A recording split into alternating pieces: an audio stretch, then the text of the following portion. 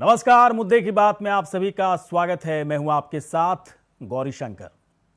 पटना में एक बड़ा पर्दाफाश हुआ। किस तरह से व्हाट्सएप और सोशल मीडिया के जरिए गजवा ये हिंद का सपना देखने वाले कुछ अलग तरह के लोग, मैं अलग तरह के लोग इसलिए कह रहा हूं कि रहते तो इसी देश में हैं, इसी देश का नमक खाते हैं, इसी देश की रोटी खाते हैं, इसी देश में रहकर रोजगार धंधे के बारे में सोचते हैं, लेकिन इसी देश को बर्बाद करने पर तुले हैं क्योंकि ये गद्दार हो चुके हैं। पटना में जिस तरह से पर्दाफाश हुआ, कुछ गद्दारों की करतूत सामने आई कि किस तरह से सोशल मीडिया के जरिए पाकिस्तान, यहां तक कि यमन और साथ ही साथ बांग्लादेश के आतंकी संगठनों के साथ सीधा कनेक्शन दिख रहा है। मकसद क्या था? हिंदू राष्ट्र, बाकायदा जो वकालत होती रही है कि हिंदू राष्ट्र बनता जा रहा है हिंदुस्तान, दरअसल उसके खिलाफ गजवाए हिंद इन लोगों का असली मकसद है।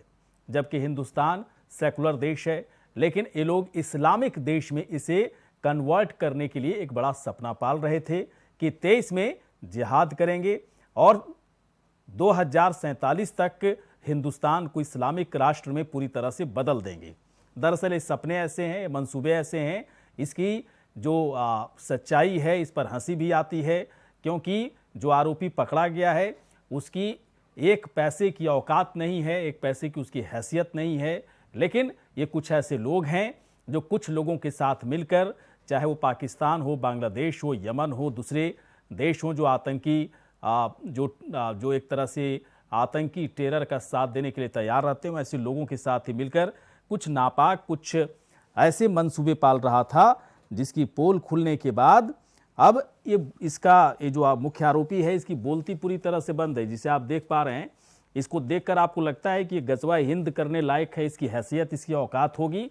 लेकिन इस बात को समझना ज़रूरी है कि सिर्फ यही एक नहीं है, बल्कि इसके पीछे बड़ा एक कनेक्शन है, बड़ा एक नेटवर्क तैयार हो रहा था। कुछ बातें ऐसे भी निकल कर आ रही है कि आतंकी ट्रेनिंग भी देनी शुरू हो गई थी और कहा जा रहा था, जो व्हाट्सएप चैट में जो चीज़ें निकल कर सामने आई है, कि अब हम लोग किसी की बात नहीं सुनेंगे, सीधे जिहाद करेंगे। अब जिहाद का मकसद क्या है, किस तरह का जिहाद ये लोग करना चाहता था, और सबसे बड़ी बात है कि पीएफआई की तरफ से बाकायदा इन लोगों को बड़ा सहयोग मिल रहा था। पीएफआई की तरफ से जो दावे किए जा रहे हैं कि आतंकी ट्रेनिंग देने के लिए बाकायदा उनकी तरफ से बड़ा सहयोग मिल रहा था। ये जो मुख्य आरोपी है, क्या इसके आतंकी कनेक्शन है? इसके कनेक्शन को खंगालने की ज़रूरत है, जो कि पुलिस इस वक्त कर रही है। पटना से इसको गिरफ्तार किया गया है, कई लोगों की और गिरफ्तारी होनी है और कई लोगों की हो चुकी है। एक बड़ा नेटवर्क, एक बड़ा जो इसके पीछे मकसद है, जो मंशा है, उसे समझने की पूरी कोशिश करनी काफ़ी ज़रूरी है। लेकिन गजवा-ए हिंद ये कहने वाले लोग कौन हैं? क्या ये हिंदुस्तान के हैं?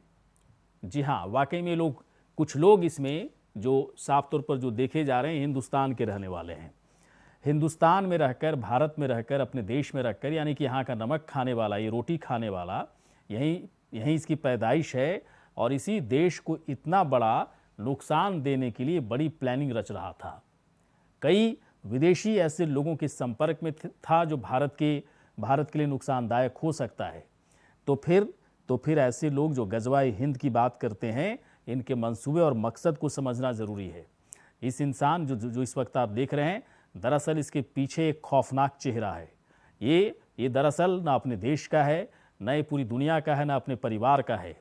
ये अपनी नज़र में भी गिरा हुआ इंसान है, लेकिन इसकी मंशा देखिए, गजवाए हिंद की तैयारी कर रहा था और इसके लायक 1% तक नहीं है। 1% कह लें, उस सीमा तक ये आता ही नहीं कि ये गजवाए हिंद करने के लायक भी हो सकता है। लेकिन इसके पीछे कुछ शक्तियां हैं, कुछ ताकत हैं जो ऐसे लोगों को बढ़ावा देते हैं, जो ऐसे लोगों को चढ़ावा देते हैं, और हम लोग को डिबेट करना होता है। शर्म भी आती है कि ऐसे लोगों के बारे में डिबेट करना पड़ रहा है, लेकिन करना ही पड़ता है। कई मेहमान जुड़ने वाले हैं, 2 जुड़ चुके हैं। कैप्टन आई सिंह भदौरिया जी इस वक्त हैं बीजेपी के प्रवक्ता। कैप्टन साहब, स्वागत है आपका। रत्नाकर सिंह जी इस वक्त हमारे साथ हैं, कांग्रेस के प्रवक्ता। रत्नाकर जी, आपका स्वागत है।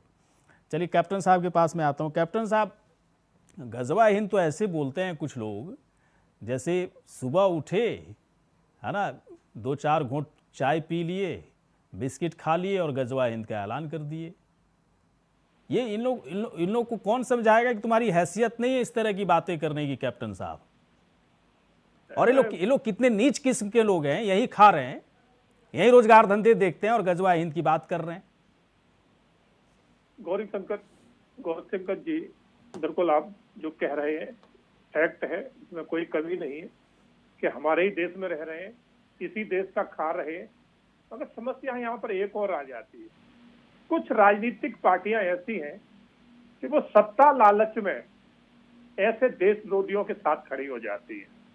जगह जगह आपने देखा होगा कि जब देश में रह के हमारे देश की सारी सुख सुविधाओं का भोग करके और जब वो नारे लगाते हैं देश तोड़ने के, तो राजनीतिक पार्टियों के बड़े बड़े अध्यक्ष उन्हें सहारा देने के लिए उनके कंधे से कंधा मिला के जाके खड़े हो जाते हैं। तो इनको ताकत वहां से मिलती है। और दूसरी बात मैं आपको और बताना चाहूंगा, यही राजनीतिक पार्टियां जब ये पत्थरबाज किसी मस्जिद से निकल के पत्थर फेंकते हैं और सुरक्षा एजेंसियां जब अपना काम करती इन्हें पकड़ती हैं, तो उनके ऊपर भी ये बोलने के लिए तैयार हो जाती है कि इस तरह से इन लोगों को नहीं पकड़ना चाहिए, इनके घर मकान नहीं तोड़ना चाहिए, एक तरफा कार्रवाई है, ये तो कानून का काम है। अरे तो कानून से ही तो सब कुछ हो रहा है। तो मगर हमारे देश में जब तक इस तरह के लोग बने रहेंगे, ऐसी ताकतें पनपती रहेंगी। मगर एक बात मैं आपको बहुत क्लियर बता देना, कैप्टन साहब एक बात बताइए, ऐसा तो है नहीं कि अभी इस तरह के लोग ज़्यादा हो गए हैं। जब कांग्रेस की सरकार थी तभी इस तरह के लोग, है ना, इस तरह के लोगों के बारे में खबरें आती थी, कैसे लोग आतंकी कनेक्शन को बढ़ावा दे रहा है, कैसे हिंदुस्तान में अलग अलग नेटवर्क चला रहा है। ऐसा तो नहीं है। मैं इसे पार्टी से इसको लेकर नहीं देखना चाहता। मैं जानना चाहता हूँ आपसे, ये गजवा हिंद वाले जो लोग हैं, जो अचानक कहीं कहीं से चीज़ें निकल, जैसे पटना की जो खबर है जो आपने देखा होगा, इन लोगों को समझने की ज़रूरत है कि आज का हिंदुस्तान कैसा है। ये गजवा हिंद कह देने से, मुंह से गजवा हिंद कहने से गजवा हिंद हो जाएगा क्या? ये बताइए सर। गौरीशंकर जी, आप देखिए, जब चुनाव के टाइम माननीय प्रधानमंत्री मोदी जी गए थे, तो उसी ग्राउंड में एक भाई ने बम ब्लास्ट करवाया था और उसमें वो आज जेल में भी है। आज दूसरा जो है ना कह रहा है कि हमें तो अब जो है ना गजवाए हिंद करना है और जिहाद छेड़ना है। तो ये वो लोग हैं। अब मैं आपको थोड़ा सा विस्तार से बताना चाहूंगा कि आप देखिए, जब जब इनके ऊपर कार्रवाई हुई है तो इनके साथ में कौन खड़ा हुआ आके, इनका केस कौन लड़ रहा है, कौन सी पार्टियों के वो बहुत बड़े बड़े नेता हैं। वो इनकी औकात नहीं है एक दिन के 10-10 लाख रुपए पेड करना इन वकीलों के। मगर इनके लिए वकील कौन खड़ा कर रहा है? यहाँ पर सोच यहाँ देखना चाहिए कि कपिल सिब्बल एक बहुत बड़े वकील हैं और उन्होंने आतंकवादियों के केस ज्यादा से ज्यादा लड़े हैं। क्या ये आतंकवादी इनको पैसा दे सकते हैं? तो बचाव हमारे यहाँ ऐसे लोगों ने इनका किया है, ऐसे लोग इनको हरदम संरक्षण देते रहे हैं।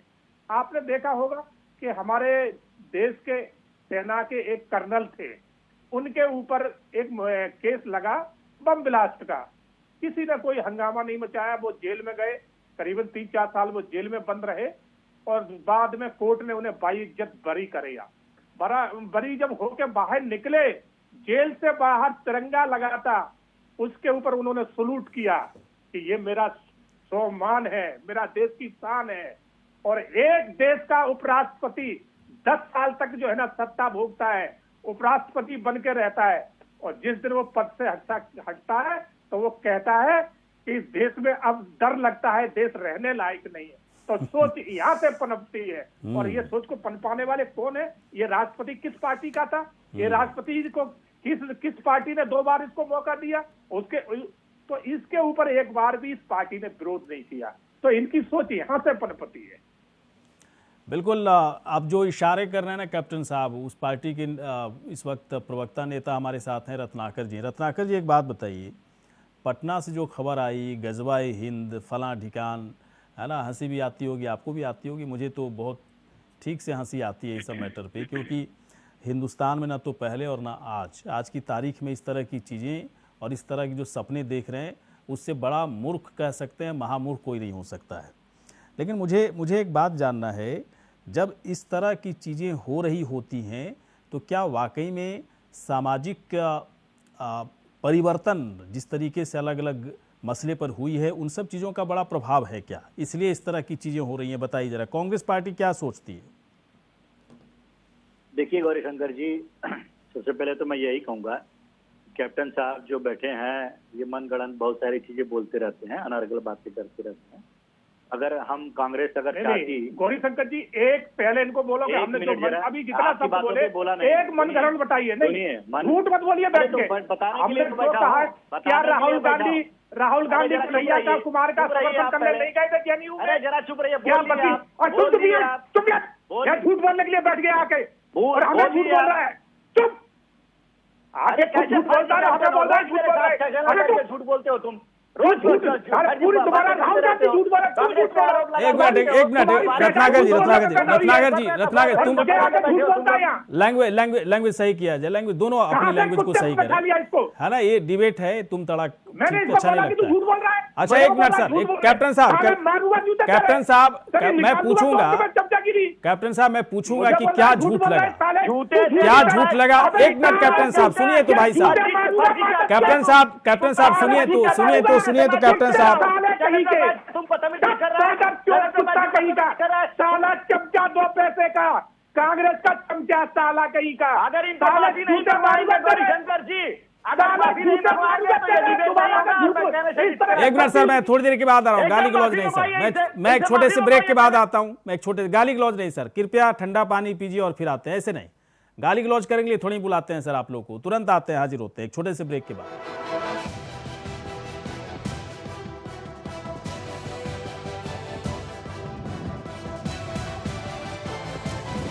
इंडिया वॉइस, आपकी सोच, आपकी आवाज।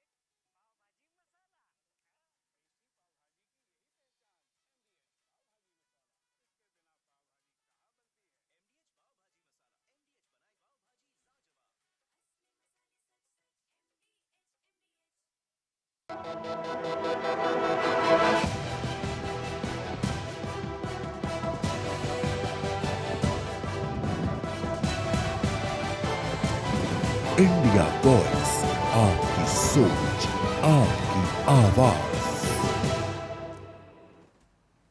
चलिए ब्रेक के बाद स्वागत है। हम लोग बातचीत कर रहे हैं, इस वक्त चर्चा कर रहे हैं, बड़ी बहस कर रहे हैं। गजवाए हिंद के सपने बुनने वाले लोग, मंसूबे रखने वाले लोग कौन है, कौन इसके पीछे इनकी ताकत है, और ऐसे लोग क्या वाकई में देश के बारे में एक पैसा भी नहीं सोचते?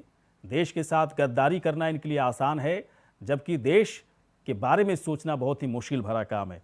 कई मेहमान इस वक्त जुड़े हुए हैं। थोड़ी देर पहले हम लोग बातचीत कर रहे थे कैप्टन आई सिंह। बहुत देखिए, मैं एक रिक्वेस्ट करना चाह रहा हूँ, हम लोग चूंकि पब्लिक, हम लोग इनसे ज्यादा खून गरम मेरा है, और इनसे एक मिनट रत्नाकर जी, एक मिनट रत्नाकर जी, एक मिनट। भाई साहब ऐसे नहीं, भाई साहब ऐसे नहीं। देखिए हम लोग डिबेट चला रहे हैं। एक मिनट भाई साहब, देखिए, ना तो बीजेपी, ना तो यहाँ पर कैप्टन भदौरिया जी, और ना ही रत्नाकर जी को कोई सुन रहा है। आप दोनों को कोई सुन नहीं रहा। भाई साहब सुनिए तो, पब्लिक इस तरह से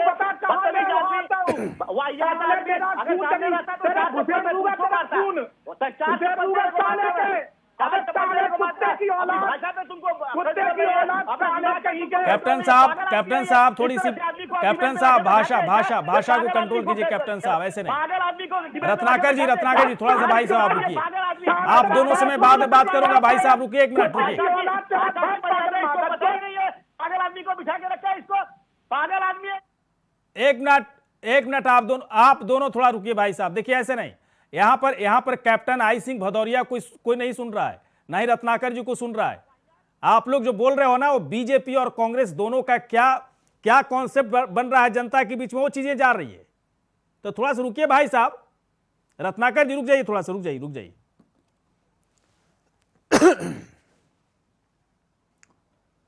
एक मिनट रत्नाकर जी, एक मिनट। गाली गलौज नहीं भाई साहब, गाली गलौज फिर तो क्या मतलब हुआ, पढ़ाई लिखाई का क्या मतलब हुआ। शिशिर चतुर्वेदी के पास में आऊंगा, इन दोनों का ऑडियो थोड़ा सा डाउन ही रखिएगा अभी। शिशिर चतुर्वेदी जी सुन पा रहे हैं सर आप?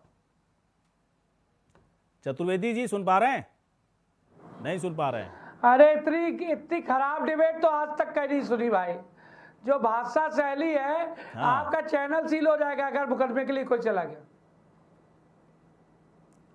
लैंग्वेज बात करने वाला ये वाहियात आदमी जवाब ये देना कैप्टन चाहता है, हूं मैं। लगता है कैसे कैप्टन? साले ऐसे झूठों को। भैया गौरी भैया, मैं डिबेट छोड़ कर जा रहा हूँ।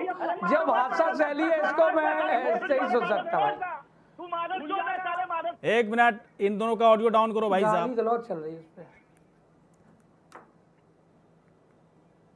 चलिए मैं थोड़ी देर के बाद आता हूं। मुझे लगता है कि ये दोनों रत्नाकर सिंह गाली और गलौज कैप्टन, चल रही है। एक मिनट चतुर्वेदी जी आप रुकिएगा, थोड़ा सा रुकिएगा। इन दोनों को मैं डाउन करता हूं, आप रुकिए थोड़ा माँ सा। बहन गाली बक रहे हैं, कुत्ता कमीना चल रहा है, तो कौन डिबेट करेगा? कैप्टन आई सिंह भदौरिया जी, रत्नाकर सिंह जी, आप दोनों ने अपनी पार्टी का थोड़ा भी नहीं सोचा आप दोनों ने। चलिए मैं थोड़ी देर के बाद कोशिश करूंगा फिर से कुछ लोगों से बातचीत करने के लिए। और फिलहाल मैं चाह रहा हूं कि अपने दर्शकों से मैं माफ़ी मांगना चाहता हूं कि जब ऐसे लोग मुझे नहीं पता होता है कि कैप्टन साहब की लैंग्वेज क्या है और रत्नाकर जी की लैंग्वेज क्या है, जब मुझे नहीं पता है तो दर्शकों को अचानक इस तरह की चीज़ें सुनने को मिलता है। मैं इन दोनों लोगों की तरफ से मैं माफ़ी मांगता हूं दर्शकों से। मैं थोड़ी देर के बाद आऊँगा। दोनों कृपया करके थोड़ा सा शांत हो जाइए भाई साहब। मुझे उम्मीद नहीं थी ना तो कैप्टन साहब से ना रत्नाकर जी से कि आप ऑन एयर गाली गलौज भद्दी गालियों के साथ, है ना, जनता सुन रही है। चलिए मैं थोड़ी देर के बाद आता हूं और आपको एक बार फिर से हम बताएंगे कि गजवाए हिंद को लेकर पटना में जिस तरह का पर्दाफाश हुआ। पटना में हुआ क्या कि व्हाट्सएप और सोशल मीडिया के जरिए दरअसल गजवाए हिंद करने की कोशिश, एक नापाक मंसूबे को पाला जा रहा था और उस फिराक में था कि उसे कैसे अमली जामा पहनाया जाए। कई तरह की चीज़ें चैटिंग के जरिए कई तरह की चीज़ें सामने आई कि 23 में जिहाद करेंगे और 47 में हिंदुस्तान को इस्लामिक राष्ट्र घोषित कर देंगे। ये आसान है क्या? ये बिल्कुल आसान नहीं है।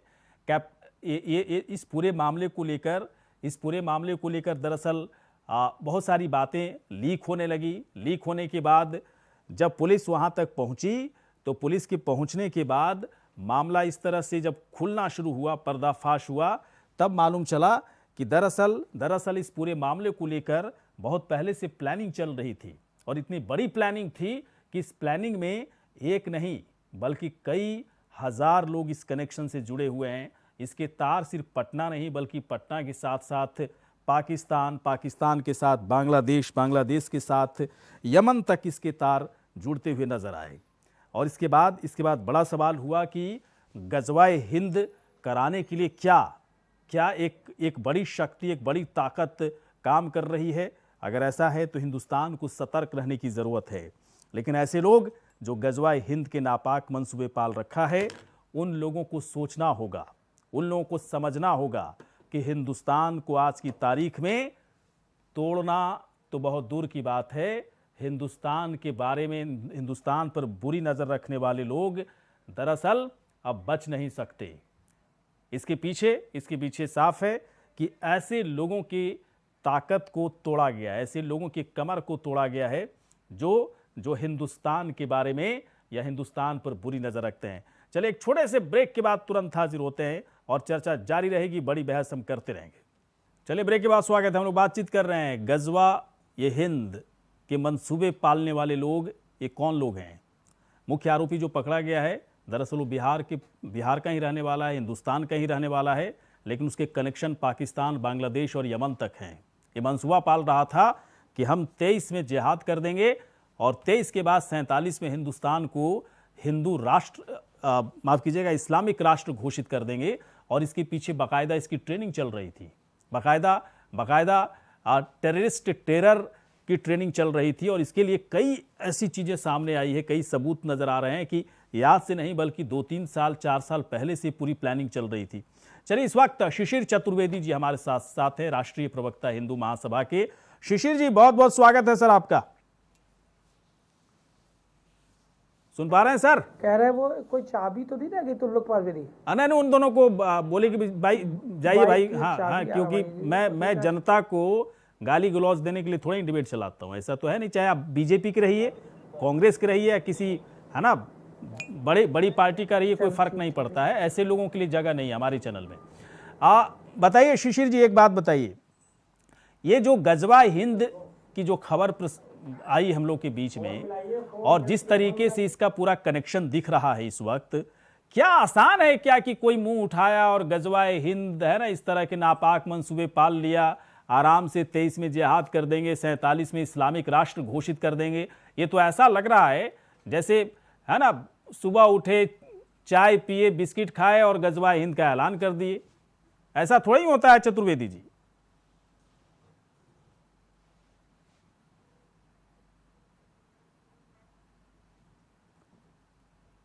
चलिए हम चतुर्वेदी जी से हम थोड़ी देर के बाद बातचीत करेंगे। ऐसा लग रहा है उनसे संपर्क नहीं हो पा रहा है इस वक्त। तो गजवा हिंद जो एक नापाक मंसूबे को पाल के रखने वाले कुछ लोग ऐसे लोग हैं जिनका एक आतंकी कनेक्शन बनने की बात आ रही है। कई लोग इससे जुड़े हुए हैं। पाकिस्तान में जो मुख्य आरोपी पकड़ा गया है उसका क्या मंसूबा था, किस मंसूबे के साथ वो अपनी प्लानिंग को आगे बढ़ा रहा था, किस तरह से इसका कनेक्शन पाकिस्तान से लेकर बांग्लादेश और यहाँ तक यमन तक इसका दिख रहा है, कैसे माना जा रहा है कि 23 में पता नहीं किस तरह का जिहाद करने वाला था, 47 में यानी कि 2047 तक जाते जाते इस्लामिक राष्ट्र ये घोषित कर देता।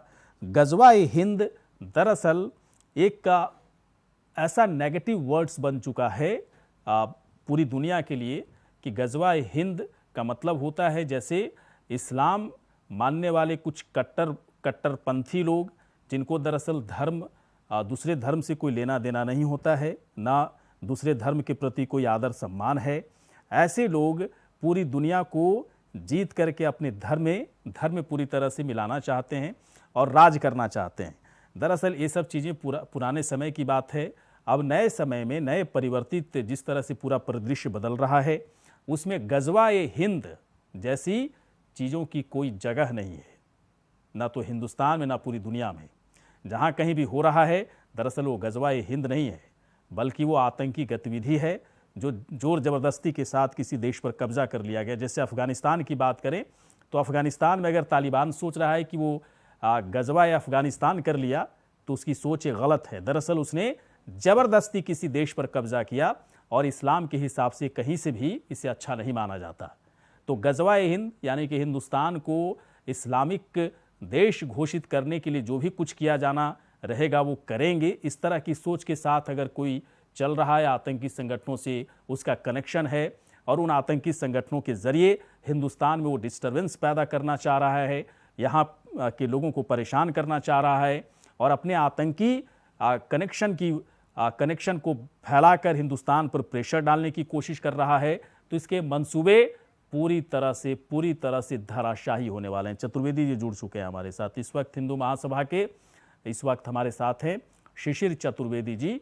स्वागत है शिशिर जी आपका। सुन पा रहे हैं सर? जय सीता। जी बिल्कुल सुन पा रहे हैं। चलिए ठीक है सर, अभी आप ही हैं हमारे साथ, आप ही से खूब बात करेंगे।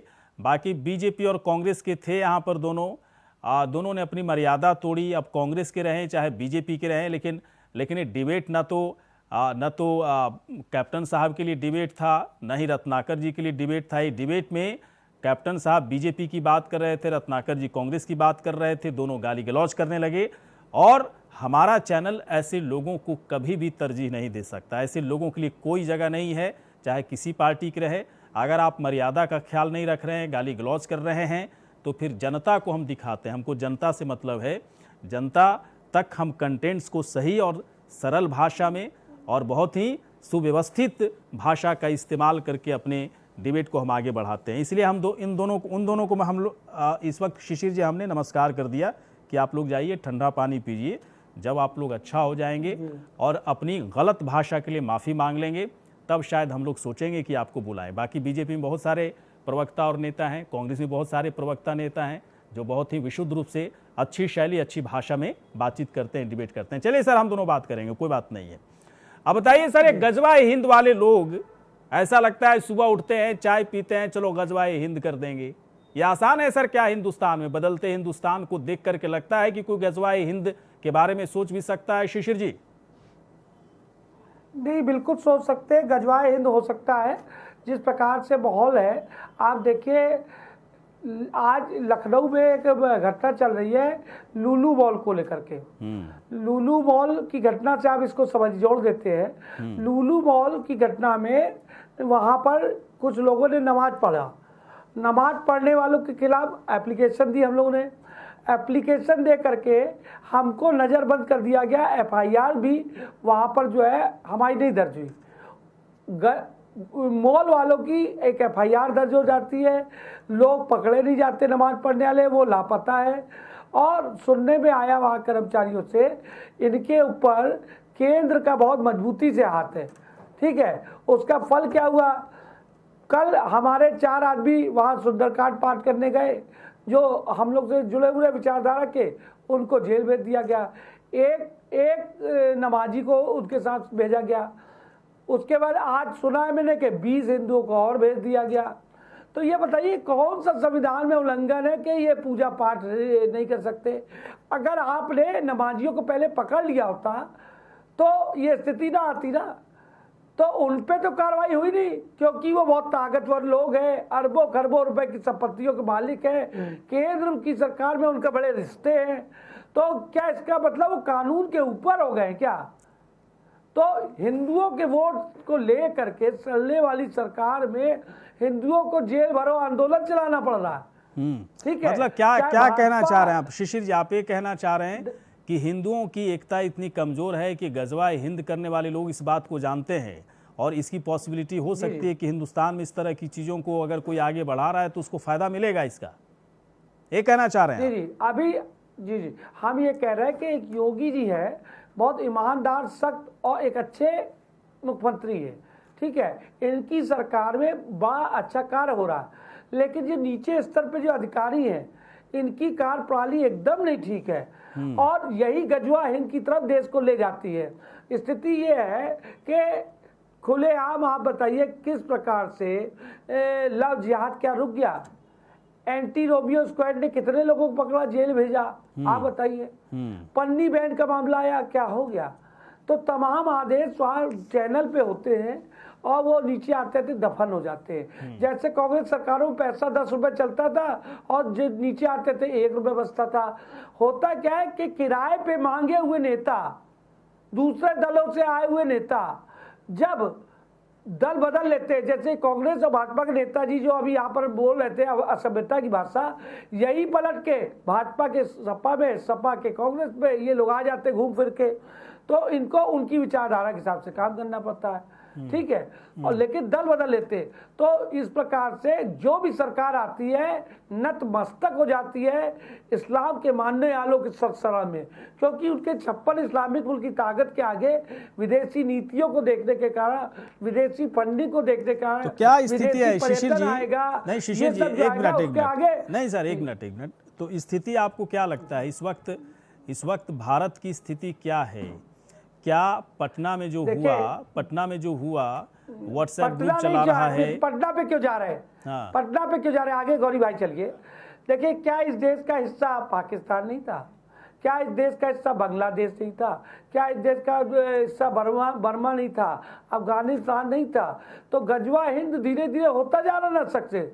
हिंदुस्तान में आज जो वर्तमान हिंदुस्तान है, कश्मीर को क्या हालत है? क्या कश्मीरी ब्राह्मण आज बस गए क्या वहाँ पर? केंद्र में सरकार भारतीय जनता पार्टी के इतने साल से क्या वहाँ बस गए?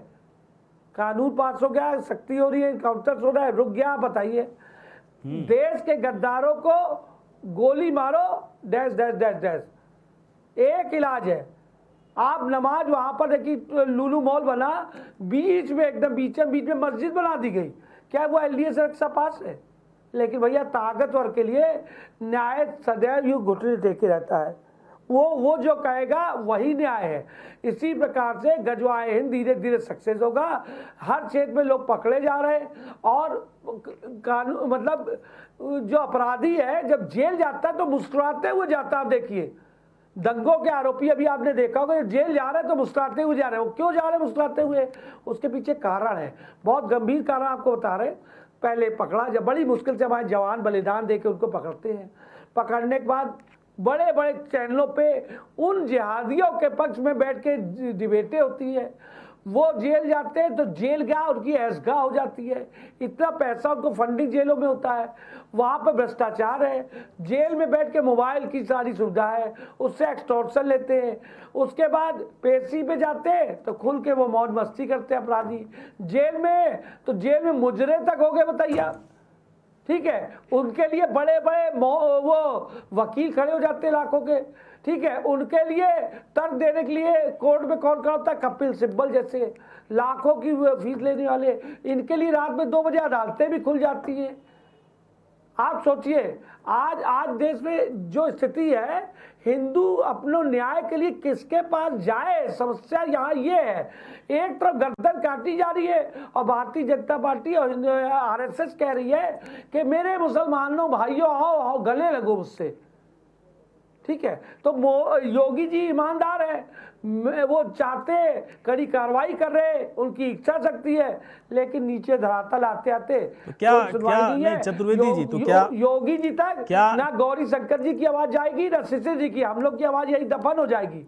तो शिशिर जी एक बात बताइए, क्या ये सब तो ठीक है, जो ठीक है ये आपका अपना विचार है, लेकिन सामाजिक सौहार्द में इन सब विचारों के हिसाब से चलना बड़ा मुश्किल है ना शिशिर जी? क्योंकि देखिए, अभी आपको एक उदाहरण और दे रहा हूं। अभी आज का उदाहरण अभी का, लखनऊ के अलीगढ़ थाने में अभी मेरे पास खबर आई, दिन भर हिंदू जो सताए हुए मेरे पास आते हैं। एक लड़की को रोहिंग्या मुसलमान, अभी 17 साल 16 साल की, उसको लेके मुसलमान चला गया। ठीक है, वो लड़की को हिंदू परिवार ढूंढ के लाया और मुस्लिम लड़के को पकड़ के लेके आया थाने में। पुलिस ने उल्टा उन पे कार्रवाई करने की बजाय उठा के हिंदू परिवार को ही बैठा लिया थाने में। अब आपकी डिबेट के बाद जाके मुझे वो मुस्लिम के साथ 100 आदमी पहले ही से, और हिंदू के पक्ष में कोई नहीं खड़ा है। अब हम जाएंगे, हम लड़ेंगे, थाने का घेराव करेंगे, प्रदर्शन करेंगे, तब उस हिंदू को न्याय मिलेगा। और भगवाधारी सरकार तो किस थाने की बात? योगी जी के कान तक की बात रही। किस थाने की बात? लखनऊ के अलीगढ़ थाने की। तो लखनऊ के अलीगढ़ थाने की बात नहीं, तो जिसकी गलती है उसके खिलाफ कार्रवाई हो। क्या थाने में बता रहे, नाम लेके बता रहे? नहीं, योगी सरकार की तरफ से तो साफ कह दिया गया है। अरे कह दिया जाता है, जब कुंभकर्ण सो रहा था 6 महीने, तो कुंभकर्ण की तरह हमारा हिंदू समाज सो रहा है। और गजवा हिंद वाले चाहे पंचर बना रहे हैं, चाहे इंजीनियर है, चाहे डॉक्टर है, चाहे हामिद अंसारी है, वो जिस जगह बैठे उस कुर्सी से अपने लोगों का काम कर रहे हैं। वो मीडिया में, अभी मैंने पत्रकारों के खिलाफ कार्रवाई कराई, वो मीडिया में रह के लगातार जो गजवा हिंद की सोच सकते हैं उनको छुड़वाने काम कर रहे थे। अधिवक्ताओं में भी हमारे ऐसे लोग हैं। सीए के खिलाफ जब दंगे हुए तो यहाँ पर हमारी बार एसोसिएशन के जो पदाधिकारी थे, वो जाके जो कहते चुनाव में कि वकील एकता जिंदाबाद, और जब चुनाव जीत गए तो वो जा करके सीए दंगों में जो पथराव गुम्मा चला रहे थे, बड़ी मुश्किल से नहीं, मैं एक बात जानना चाहता हूँ सर। ठीक है, ये सब छुड़वा रहे थे, ये सब तो ठीक है सर, अपनी जगह पे है। मैं थोड़ा चूंकि डिबेट में आज 2 मेहमान हमारे रहे नहीं, कुछ और आने थे, अभी तक आए नहीं है, और जो है आप ही हैं। मैं आपसे एक बात पूछना चाहता हूँ, क्या आप ये कहना चाह रहे हैं कि गजवा-ए हिंद के लिए दरअसल कई चीज़ें तैयार जैसी दिखती है हिंदुस्तान के अंदर? हिंदू समाज में संगठित नहीं हिंदू समाज, इसका फ़ायदा दरअसल कुछ लोग उठाने की कोशिश कर रहे हैं, और तभी ये गजवा हिंद की बात करते हैं। ये आज का जो गजवा हिंद है, जो पटना से निकल कर ये चीज़ें आई, ये आज गजवा हिंद में ये कितनी डरावनी तस्वीर हम लोगों को दिखाने की कोशिश कर रहा है। कैसे इसको समझा जाए कि है क्या है? देख इसको समझिए, देखिए एक और अच्छा उदाहरण देता हूं। मैं अयोध्या, मथुरा, काशी तीनों मंदिरों का पक्षकार हूं, ठीक है। अब आप देखिए मुस्लिम पक्ष से कई हिंदू एडवोकेट्स खड़े हुए, मस्जिद को बन जाए उसको फिर से जो विवादित ढांचा था जो गिर गया, उसके लिए लड़ाई लड़ रहे हिंदू वकील। लेकिन इन तीनों के तीनों मंदिर में कोई भी मुस्लिम वकील क्या राम मंदिर के लिए, क्या काशी विश्वनाथ मंदिर के लिए, या आप कहिए मथुरा जन्मभूमि खड़ा हुआ? आप बताइए। तो ये मूर्खतापूर्ण जो है ये हमारे ही घर में है। हम जाते हैं, कहते भाई और चारा, मेरे ईद पे गले मिलो भाई, और उसके बाद टेलर जब वो नाप लेता तो उसकी गर्दन काट देते। भाई और चारा सिर्फ आप भाई और चारा है। 22 आयतें कुरान के अंदर लिखी है विवादित, तो उन आयतों के बारे में किसने कहा? क्या शिशिर चतुर्वेदी ने कहा? उसके बारे में किसने बताया? वो तस्लीमा नसरीन ने बताया जो कि खुद मुसलमान है। सुबुई खान ने बताया। उसके बाद आइए वसीम रिजवी जो इस वक्त हिंदू बन चुके, उन्होंने बताया। आज मुसलमान खुद चिल्ला रहा भैया ये सारी दुनिया फसाद की जड़, पूरी दुनिया को इस्लामिक दुनिया बनाने के लिए ये गजवाए हिंद हो रहा है, पूरी दुनिया को तब्दीली इस्लामे नहीं समझ नहीं पा रहे हैं चतुर्वेदी जी। ठीक है, उसकी अपनी मंशा है, वो ठीक है, जो भी कर रहे हैं, लेकिन क्या मकबूल फिदा हुसैन, मकबूल फिदा ने जब यहाँ पर भाई साहब सवाल तो सुनिए, एक मिनट किया। शिशिर जी सवाल सुनिए, उतना दूर नहीं जाना है मुझे ये जानना है। आप हिंदू महासभा के राष्ट्रीय प्रवक्ता हैं, इसलिए मैं पूछ रहा हूँ, क्या हिंदुस्तान के अंदर गजवाए हिंद की जमीन तैयार है? क्या हिंदू है ना, हिंदुओं को खत्म करके ही तो इस्लामिक राष्ट्र बनाने का सपना देख रहा है ना? तो आप हिंदू महासभा के राष्ट्रीय प्रवक्ता हैं, अच्छे पद पर हैं, आप हिंदू धर्म के संगठन और कितना संगठित है, कितना मजबूत है, इस चीज़ को बेहतर तरीके से जानते होंगे। क्या ज़मीन तैयार है? क्या हिंदुओं का नाश करके, है ना, उसका विनाश करके क्या इस्लामिक राष्ट्र बनाना संभव है क्या आज की तारीख में हिंदुस्तान को? बता रहे हैं, वही बता रहे हैं। दो घटनाओं समझिए। एक जाकिर नाइक पूरे देश में हिंदू धर्म को गाली बक रहा था। जब कार्रवाई बड़ी मुश्किल से तो होती है यहाँ पर ऐसे लोगों पे, जब कार्रवाई की नौबत हुई तो भाग गया वो। उसके बाद आइए मकबूल फिदा हुसैन, उसने देश में गलत चित्रण किया धर्म पे लेकर के, मुस्लिम देशों ने उसको पनाह दे दी। दाऊद बम विस्फोट किए, मुस्लिम देशों ने पनाह दे दी। नुपुर शर्मा के बयान पे यहाँ पर इतना हल्ला मचा, गर्दन काटने की आवाजें आने लगी। और सोचिए उसने केवल उस बात का जवाब दिया जो वहाँ रहमानी जी ने कही थी, तो रहमानी जी की आवाज को टीवी चैनलों ने भी दबा दिया कि उन्होंने पहले गलत बात कही थी। और नुपुर शर्मा को फांसी दो, फांसी दो, फांसी दो और गिरफ्तार करो। और भारतीय जनता पार्टी जो उसके जिस पार्टी की उसने सेवा की, जैसे उस पर मुसीबत आई उसको लात मार के किनारे कर दिया उसी पार्टी ने, ठीक है। और उसकी गुनाह क्या था? उसने भी यही तो कहा था जो किताब में लिखा था। अगर हिंदू के साथ इस तरीके की घटनाएं होती है तो कहाँ जाओगे आप? अपने ऊपर देखिए गौरी शंकर जी, केवल अपने ऊपर। इस देश में आपके पास अपनी सेना है, अपनी पुलिस है, अपना कानून है, आपके साथ 100 करोड़ से ज्यादा हिंदू है, फिर भी आप अपने देश में अपनी ही धरती पे फौज पपाटा सब लेके, और आपके पास तो वो भी एटम बम भी है, उसके बावजूद अपने ही देश के एक छोटे से हिस्से कश्मीर को आप कंट्रोल नहीं कर पा रहे हो। आज अपने ही देश के नागरिकों को आप बसा नहीं पा रहे हो। कश्मीरी जो हमारे शरणार्थी अपने ही देश में जी रहे हैं, अपने ही देश में बेगानों की तरह जी रहे हैं। क्या ये सच्चाई दिखती नहीं है? क्या बंगाल में क्या हो रहा दिखता नहीं है? क्या वहाँ पर केरल में क्या हो रहा है? खुलेआम लव जिहाद हो रहा है। उत्तर प्रदेश में कानून बना। परसों मैंने 3 लड़कियों को बचाया है। 2 लड़कियां 13 साल और 12 साल की व्यक्ति के तालाब थाना क्षेत्र में दलित समाज की हमारी थी। उनको मुस्लिम लड़के सीतापुर से यहाँ घुमाने के बहाने लाए और उनका शोषण कर रहे थे। मैंने प्रशासन को कह के कार्रवाई कराई।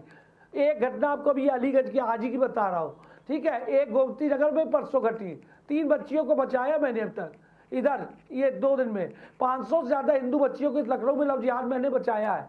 हर सड़क पर आप देखिए, आप पढ़ाई लिखाई करते 30 साल की उम्र पे जाके आप एस्टेब्लिशमेंट मिलता है, गौरी शंकर जी को नौकरी पाते हैं, और एक धर्म का बच्चा 6 साल 7 साल का वो 500 रुपये फुटपाथ पे कहीं भी कब्जा कर लेता है और 100-200 रुपये के औजार लेके बैठ जाता है।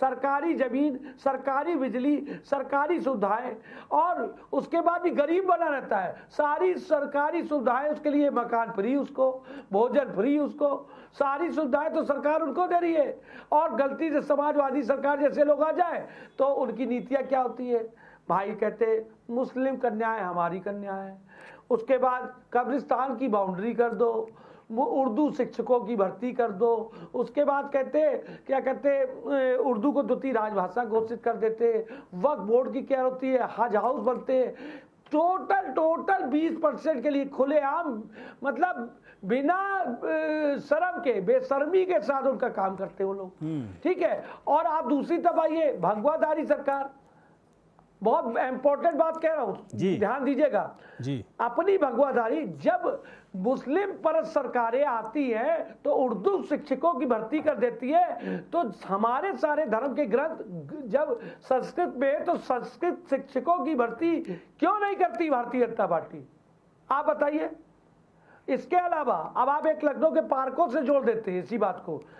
उत्तर प्रदेश में जब बीएसपी की सरकार थी, उसने अंबेडकर पार्क इतना बड़ा बनाया, आज लोग इमाम बाड़ा देखने के बजाय ये अंबेडकर पार्क जाते हैं, कितना डेवलप पार्क हो गया। आए अखिलेश जी, उन्होंने क्या बनाया, उन्होंने बनाया लोहिया और जनेश्वर पार्क, ठीक है, कितना बड़ा पार्क बना दिया। और ये भारतीय जनता पार्टी की सरकार कितने सालों से है, इनके एक मंत्री जब सिंचाई मंत्री हुआ करते थे, ओम प्रकाश सिंह उनका नाम है, उन्होंने एक सपने के तहत वहाँ पर पीजीआई के पास एक पार्क बनवाया। उस पार्क की आज स्थिति बदहाली देख लीजिए, करोड़ों रुपया उसमें खर्चा हुआ और मात्र 15-20% पैसा उसमें लगना है। उस पार्क की दुर्दशा आप जाके कल अपने कैमरामैन को भेज के दिखवा लीजिए। आज 10 साल हर वर्ष उसकी जयंती पे माला चढ़ाई जाती है, फूल चढ़ाए जाते हैं, फोटोग्राफी होती है और उसका एल्बम बन जाता है। और वो पार्क इनकी सर पंडित दीनदयाल पार्क है, जिसकी नीतियों पे भारतीय जनता पार्टी बात करती है, बदहाल है वो पार्क। तो मतलब ये हुआ ना याद करेंगे चतुर्वेदी जी, मतलब ये हुआ कि ये जो गजवाए हिंद करने वाले लोग हैं, उनको बहुत अच्छे से कमजोर हैं, वो सफल हैं, वो सफल है अपनी नीतियों में। वो हर काम बड़ी बेशर्मी से कर रहा है। नमाज पहले दिन पढ़ी लुलु मॉल में, दूसरे दिन फिर पढ़ी, तीसरे दिन फिर पहुंचे। और मॉल का बचाव कौन कर रहा है, तो उस फिर मॉल को बचा कौन, तो फिर डबल इंजन की सरकार में बैठे हुए लोग, डबल इंजन की सरकार उत्तर प्रदेश में चल रही है, हर जगह डबल इंजन की सरकार, बिहार में भी डबल इंजन की सरकार है। तो डबल इंजन फिर क्यों कहा जाए, जब गौरी शंकर जी और शिशिर चतुर्वेदी जब बैलेट पे जाते वोट देने, हिंदू समाज का हमारा जो भाई, हमारा नारा है जात पात की करो विदाई, हिंदू हिंदू भाई भाई, इस नारे के साथ हिंदू महासभा काम करती है। और आप देखिए देश में हालात, जब अल्पसंख्यक वर्ग वोट देने जाता है तो वो क्या करता है, कहता है अरे इस बार तो अखिलेश जी को वोट देंगे, उन्होंने हमारा बड़ा काम किया है।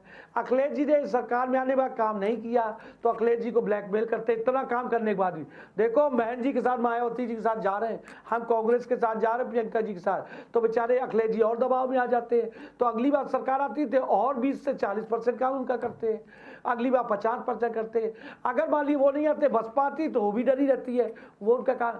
लेकिन ये जो हमारा हिंदू समाज का वोटर है, बहुसंख्यक समाज का वोटर है, ये बैलेट पे मजबूर है, जाए तो उसके पास कोई विकल्प नहीं है। अगर भारतीय जनता पार्टी हिंदू हितों के काम अगर नहीं करती है तो वो जाए तो जाए कहाँ, उसका पीड़ा है, उसकी दर्द है, और उसका पीछे विपक्ष कारक है। क्योंकि जब जनता का दमन होता है ना तो उसकी आवाज उठाता है कौन, विपक्ष। और विपक्ष में बैठा कौन है, अखिलेश जी, बहन जी, ये लोग सब के सब भ्रष्टाचारी हैं, अरबों खरबों रुपए की संपत्ति जवाली। केंद्र जब कहता है कि मैं अभी सीबीआई भेज रहा हूं तो इनकी बोलती बंद हो जाती है। ये सड़क पे कोई आंदोलन इनका आपने देखा, आप बताइए? नहीं ठीक है, अरबों उन्होंने अरबों का एक कर दिया, कोई सबूत नहीं ना शिशिर चतुर्वेदी जी। ये तो कहने की भैया, बात है। गौरी जी, चलिए मैं सुनिए, एक बात और मैंने पूछना मुकदमा चाहता हूँ, किया। छोड़िए इस बात को। मैंने मुकदमा किया, मैंने अच्छा मैंने अखिलेश जी के संपत्तियों पे मुकदमा कर रखा, हाई कोर्ट में चल रहा है। इनका होटल मैंने ही सीज कराया था। एक हजरतगंज में आप एक छोटा सा फ्लैट लीजिए, 2.5 करोड़ रुपए का है, और उस जो 1500 स्क्वायर फीट का है, और 24 हजार के 5 बंगले हैं कालीदास मार्ग पे, पता कर लीजिए। और उसके अलावा गवर्नर हाउस के सामने इनकी बिल्डिंग है, 6 बिल्डिंग है। तो ये आपको सामने दे रहा हूँ, कितनी बिल्डिंग भी खोल दूंगा, वो तो छोड़ दीजिए। बहन जी अपने हर बर्थडे पे सोना पहनती है, और इसीलिए सांप हो गए लोग। तो क्या लगता है अब आप आपको? बताइए। नहीं सुनिए, गजवा हिंद पे एक बार फिर से आते हैं। क्या लगता है जो सपना देख रहे हैं कि 2023 में जिहाद करेंगे और 2047 तक हिंदुस्तान को इस्लामिक राष्ट्र बना लेंगे, ये छोटे मोटे लोग हैं जो ये पकड़े गए हैं ना, ये मुझे तो ये दिख भी रहा होगा आपको, इसको देख करके लगता है गजवा हिंद करेगा ये, इसकी हैसियत है इतनी? देखिए ये 100% करेंगे। इनके जो धार्मिक स्थल में अभी आप देखिए, बुर्का पहन के ये खुलेआम कश्मीर में जवानों पे बम चला रहे हैं, गोली चला रहे हैं, बुर्का पहन के। तो क्या हिंदू सोया हुआ है शिशिर जी? लखनऊ हिंदू सोया हुआ है? आप हिंदू महासभा के राष्ट्रीय प्रवक्ता, हिंदू सोया हुआ है क्या? कुंभकर्ण की नींद सोया हिंदू, कुंभकर्ण की नींद।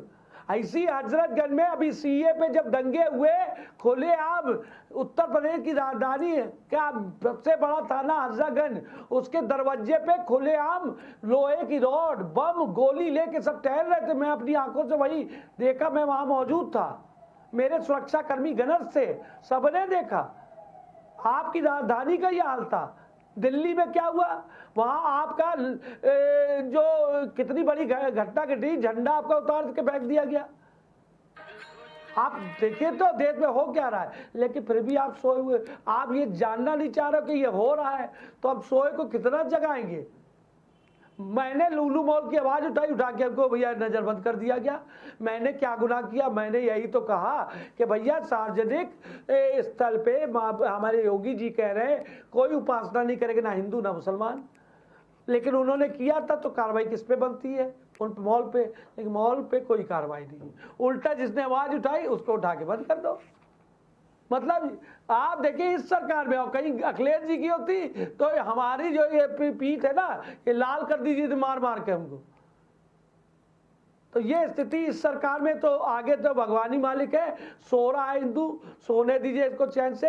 कुछ दिन बाद अगली पीढ़ी, 2 पीढ़ी बाद नमाज पढ़नी है, हम भी टोपी लगा के घूमेंगे, भैया जान बचानी तो करना पड़ेगा। सच्चाई है, गजवा हिंद होगा। क्या यहाँ जिहाद रुक गया, जमीन जिहाद रुक गया?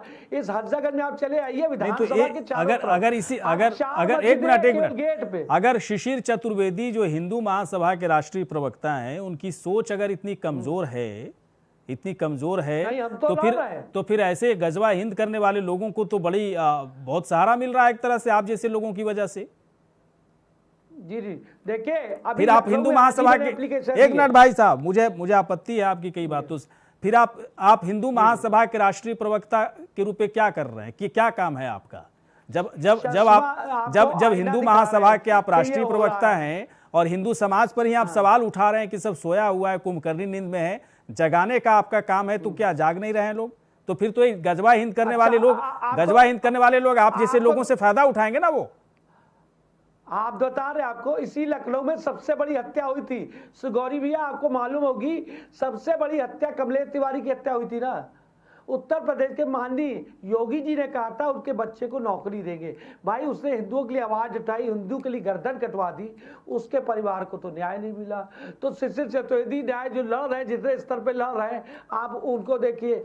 आप लखनऊ के जहाँ डीएम बैठते हैं, उनके गेट के ठीक सामने एक मजार बनी है, और मजार की आड़ में 4-5 दुकानें बन गई। मैंने एप्लीकेशन दी, आज तक कार्रवाई नहीं हुई। लेकिन उसी रोड पे वकीलों के जो चैम्बर बने थे, उनपे रातों रात बुलडोजर चला के सब फेंक दिए गए। ठीक है, और आइए विधानसभा आ जाइए। विधानसभा के पीछे गली में आप देखिए 3-3 मस्जिदें एक साथ बनी है विधानसभा के गेट पे, अवैध रूप से। आप सोचिए, ना विधानसभा के सामने कार्रवाई, ना डीएम साहब के ऑफिस के सामने कार्रवाई। एप्लीकेशन देने शिकायत करता मौजूद हो, मैं बैठू हूं, लेकिन कोई कार्रवाई नहीं हो रही है। फिर मैं उसको कोर्ट में ले जाता हूँ। जितना मेरे दम है मैं लड़ रहा हूँ, लड़ा आपके दर्शकों के माध्यम से अपने प्रदेश की, देश की सच्चाई आपके सामने रख रहा हूँ। आशा है कि योगी आदित्यनाथ जी के राज में जो कुछ भी, जो थोड़ा बहुत हिंदुओं को न्याय मिल रहा है वो मिलता रहेगा। लेकिन मैं बाबा जी से निवेदन करता हूँ, सच्चाई को देखिए। हिंदू बहुत सताए हुए, बहुत परेशान है। और ये जो दो लोग जो नमाज पढ़ते हैं, जाके उस पर डिबेट हो जाती है, सब कुछ हो जाता है। लेकिन जब 1100 रुपए का सिलेंडर बिकता है ना, गरीब हिंदू के घर चूल्हा नहीं जलता है ना, तो वो उसकी महंगाई के बाद गौरी शंकर जी भी झेलते हैं और शिशिर चतुर्वेदी भी झेलते हैं। और सरकारी दबाव, सरकारी अनाज पे उनकी 7 बीवी और 18 बच्चे भी पल जाते हैं। जिस सरकारी अस्पताल में आप जाएंगे ना, वहां पर एक पोशाक पहने आई हुई महिला, पूरा बदन ढके हुए, वो अपने 6 बच्चों के साथ पहले लाइन में लगी है। तब गौरी शंकर जी 7वें 8वें नंबर पर उनका नंबर आता है। सच्चाई है, चले जाइए लखनऊ मेडिकल कॉलेज, बलरामपुर के अस्पतालों में हर जो सरकारी सुविधा है सबसे पहले उनको मिलती है। चलिए ठीक है शिशिर जी, देखिए आप जो कह रहे हैं ये आपके अपने दावे हैं। इन दावों में आपका अनुभव है, आपकी सच्चाई है। डिबेट के बाद कल आ जाइएगा, आपकी सच्चाई है, लेकिन गजवा-ए हिंद या ऐसे तमाम आतंकी टेरर लिंक जिनका भी मिल रहा है हिंदुस्तान के अंदर, मैं तो देख रहा हूँ बहुत ही कड़ी कार्रवाई हो रही है उन लोगों के खिलाफ, चाहे केंद्र सरकार की एजेंसियों के जरिए हो या राज्य सरकार की एजेंसियों के जरिए हो।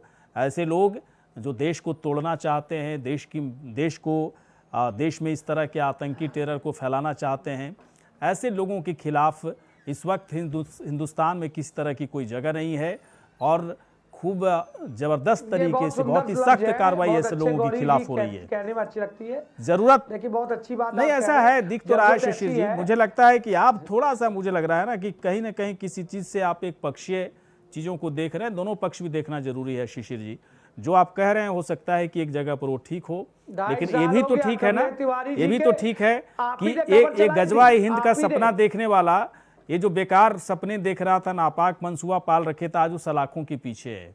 ये भी तो देखे ना शिशिर जी, कार्रवाई भी तो हो रही है। चलिए आप आए सर, धन्यवाद, शुक्रिया। इसी के साथ हमारी इस खास कार्यक्रम इतना ही। नमस्कार।